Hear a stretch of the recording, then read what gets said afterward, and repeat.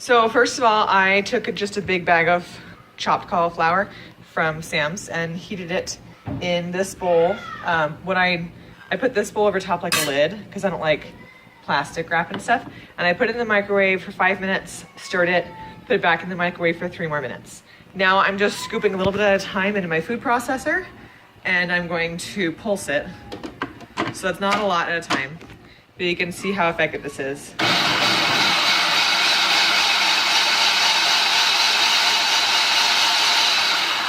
And it's really quick. So I did one little batch at first. I'll do this one, I just did this one, and then I'll put the rest in. So 3 little batches takes like a minute and a half.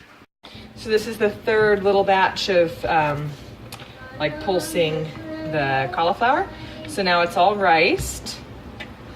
And the next step is to press out some of the water that's in the cauliflower so that it'll stick together better, almost like a ball of dough. It won't truly be like pizza dough, but it does taste pretty darn good. And I don't have a texture issue, so I don't mind. I won't use all of this for one pizza dough. This would make 2 or 3.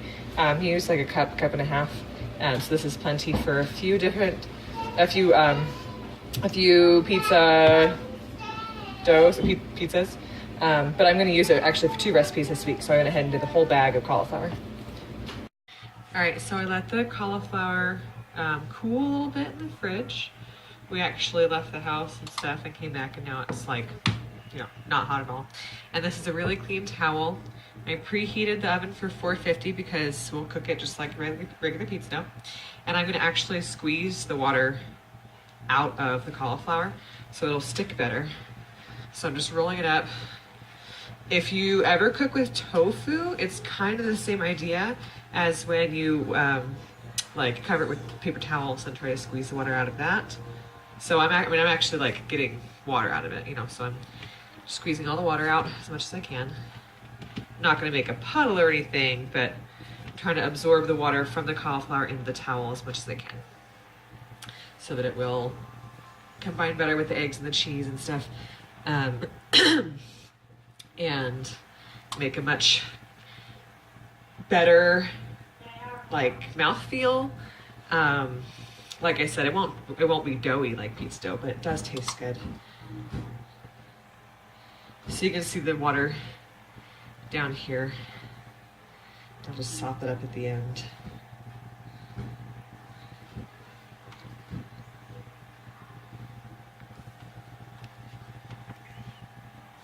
Okay, so that should be enough. Yellow piece fell off, that's fine. That should be enough. I have another towel here that was like a hand drying towel. I'm just gonna dry with that water. It's not as clean because kids have washed their hands and stuff, but now I'm unrolling it. And you can see it's kind of like a little ball of dough. That's what we're going for.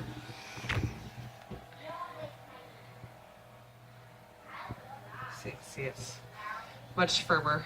It looks more like dough. We're gonna add some ingredients and make it into a ball of dough.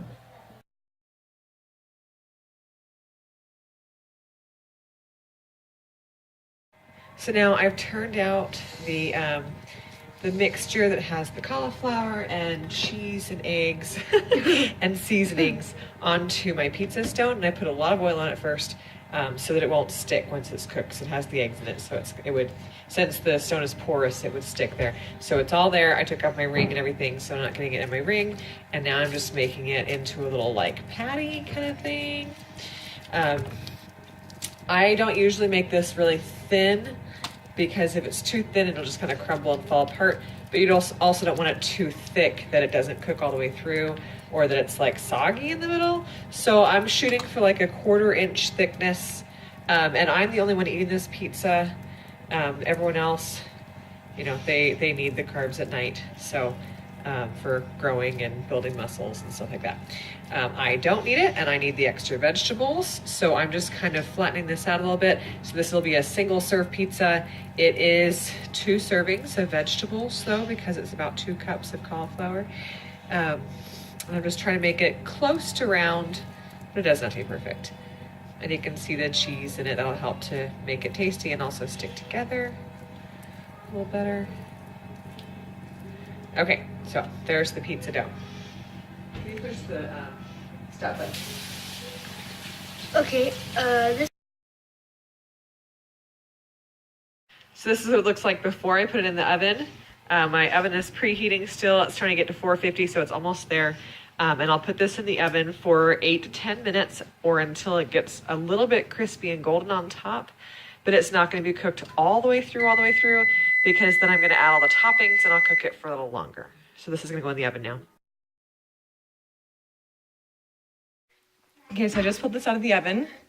It ended up cooking for 10 minutes, and you can see the little dots of brown gold, like it's still sizzling a little bit, and it's fairly solid, but not entirely cooked. So now I'm going to top it with a little bit of salt and Italian seasoning, just like I would a regular pizza dough, and then start putting on cheese, a little bit of sauce, toppings. I don't want to over top it because I want it to be not wet when it's all done cooking, but a little bit of sauce, plenty of toppings, enough meat for a full serving of protein, and then I'll put it back in the oven and cook it like a regular pizza. Okay, so this is my topped pizza. I got the cheese, the extra veggies. I had some leftover meat sauce from a couple of nights ago, and I just opted to do that instead of adding sausage and sauce. This will make it a little bit drier and hopefully easier to pick up and eat with my hands. So I'm gonna put this back in the oven at 450 for at least 5 minutes, and then I'll test it, but up to 10 minutes, no longer than that. Okay, so here's my finished cauliflower pizza. I let it cool a little bit before I sliced it, and it looks delicious.